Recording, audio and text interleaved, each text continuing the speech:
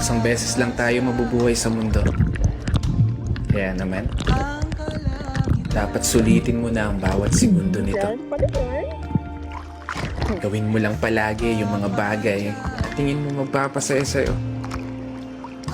Puntahan yung mga lugar na gusto makita ng mga mata mo. Kasi isang beses lang. Oo, isang beses lang.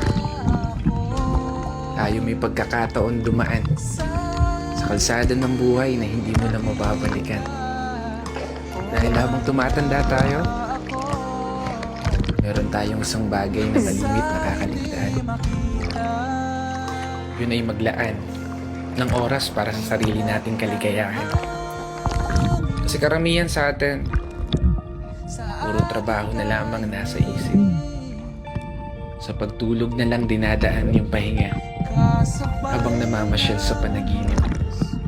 At paggising, trabaho ulit hanggang sa hindi mo na magawang masulit kahit man lang saglit. Yung oras nakaibilis pumipihit. Pero hindi ko sinasabi na huwag ka na magtrabaho. Gusto ko lang ipaalala sa'yo. Paalala sa sarili ko. Pag dumating na yung araw na hindi mo na magagawang iakbang ang mga paa mo, niguradong isa lang yung bagay na tatakbo sa isip mo. Sana pala ginawa ko na yung mga bagay na gusto ko. Sana pala sinulit ko na yung mga oras na meron ako. Kaya hindi pa huli. May pagkakataon ka pa. Hanggat hindi nagpaparamdam si Lord, wala ka pang dapat ipag-alala. Hanggat hindi ka pa tumatago sa pintuan, wala kang dapat ipangamba. Dahil hanggat humihinga ka, magagawa mo pa. Gawin lahat ng mga bagay na gusto mo. Basta masaya ka. Walang makakapigil sa'yo.